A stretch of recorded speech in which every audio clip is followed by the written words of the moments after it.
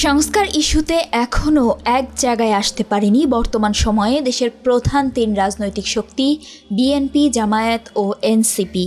বিশেষত সংবিধান ও নির্বাচন সংক্রান্ত সংস্কার ইস্যুতে তাদের মধ্যকার অবস্থানগত দূরত্ব বাড়ছে। সংসদে উচ্চকক্ষ গঠনে সম্মত হলেও প্রধানমন্ত্রীর 2 মেয়াদ, জাতীয় সাংবিধানিক কাউন্সিল গঠন, সংবিধানের মূলনীতি, ভোটদানের পদ্ধতি, সংসদের মেয়াদ, ভোটার ও প্রার্থীর বয়সসহ অন্যান্য প্রধান বিষয়ে এখনও একমত হতে পারেনি দলগুলো। সেক্ষেত্রে দেশের রাজনীতিতে সাধারণ ঐক্যমত্য খুঁজে বের করা জাতীয় ঐক্যমত্য কমিশনের পক্ষে কঠিনই হবে। জামায়াত ও এনসিপি চায় কোনো ব্যক্তি জীবনে 2 বারের বেশি প্রধানমন্ত্রী হতে পারবেন না। অন্যদিকে বিএনপির বক্তব্য, কোনো ব্যক্তি টানা 3 বার প্রধানমন্ত্রী হতে পারবেন না, তবে একবার বিরতি নিয়ে তিনি চাইলে আবারও প্রধানমন্ত্রী হতে পারবেন। পরপর 2 বারের বেশি কেউ কোনো ব্যক্তি প্রধানমন্ত্রী থাকবেন না, অর্থাৎ তারপরে গ্যাপ দিয়ে এর পরে হতে পারে। 2 বারের বেশি প্রধানমন্ত্রী হতে পারবে না, টার্ম লিমিট থাকবে 2 বার সর্বোচ্চ।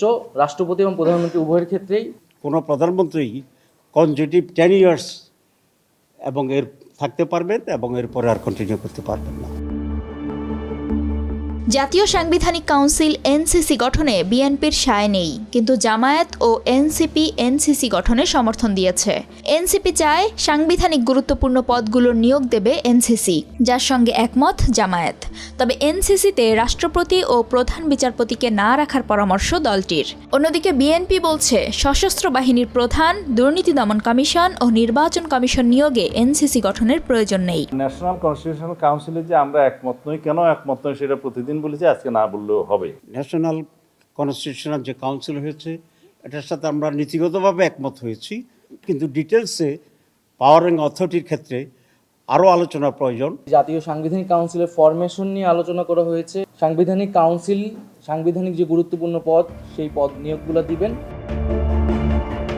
এদিকে জামায়াতে ইসলামী চাইছে আনুপাতিক প্রতিনিধিত্ব পদ্ধতিতে নির্বাচন, কিন্তু বিএনপি চাইছে বিদ্যমান পদ্ধতিতে। এ বিষয়ে এনসিপি এখনও কোনো স্পষ্ট অবস্থান জানায়নি। এনসিপি বলেছে প্রধানমন্ত্রী ও রাষ্ট্রপতির মেয়াদ হবে 4 বছর, যা সংবিধান সংস্কার কমিশনও সুপারিশ করেছে। তবে এ বিষয়ে বিরোধিতা করেছে বিএনপি ও জামায়াত। তারা বলেছে 5 বছর করেই হবে প্রধানমন্ত্রী ও রাষ্ট্রপতির মেয়াদ। প্রধানমন্ত্রীর মেয়াদের ব্যাপারে এবং সংসদের উভয় কক্ষের বিষয়ে একটা বলা আছে যে ওনারা 4 বছর করছেন, আমরা বলছি 5 বছর হওয়া উচিত, রাখা উচিত। সংসদের মেয়াদ 5 বছর থাকবে এবং প্রেসিডেন্টের মেয়াদও 5 বছর থাকবে। তবে সংসদের উচ্চকক্ষ গঠনে একমত হয়েছে প্রায় সবাই। জাতীয় ঐক্যমত্য কমিশনের সঙ্গে এখন পর্যন্ত 17টি রাজনৈতিক দলের আলোচনা হয়েছে। আইনসভার উচ্চকক্ষ গঠনের সুপারিশ করেছে বিএনপি, জামায়াত, এনসিপি সহ 14টি দল। উচ্চকক্ষের নাম সংস্কার কমিশন সিনেট হিসেবে সুপারিশ করেছে। বিএনপি তাতে সায় দিয়েছে। জামায়াত কোনো নাম উল্লেখ করেনি, আর এনসিপি উচ্চকক্ষের নাম জাতীয় পরিষদ রাখার প্রস্তাব করেছে। বর্তমান সংবিধানে রাষ্ট্রের মূলনীতি হিসেবে রয়েছে জাতীয়তাবাদ, সমাজতন্ত্র, গণতন্ত্র ও ধর্মনিরপেক্ষতা। এগুলোর পরিবর্তে নতুন মূলনীতি হিসেবে সাম্য, মানবিক মর্যাদা, সামাজিক সুবিচার, বহুত্ববাদ এবং গণতন্ত্রের কথা সুপারিশ করা হয়েছে। এ বিষয়ে বিএনপির সালাহউদ্দিন আহমেদ বলেন, সংবিধানের সবচেয়ে গুরুত্বপূর্ণ অংশ হল ভূমিকা বা প্রস্তাবনা। কমিশন এটিকে সম্পূর্ণ পরিবর্তন বা সংশোধনের প্রস্তাব দিয়েছে, যা আমরা উপযুক্ত মনে করি না।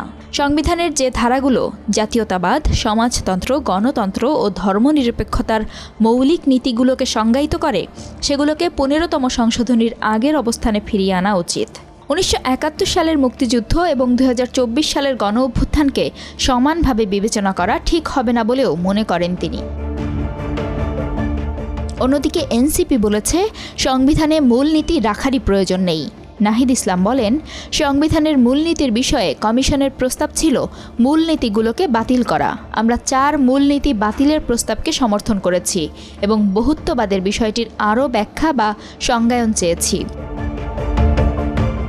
অন্যদিকে জামায়াতের সৈয়দ আবদুল্লাহ মোহাম্মদ তাহের বলেন, বহুত্ববাদকে পুরো বাদ দিতে হবে।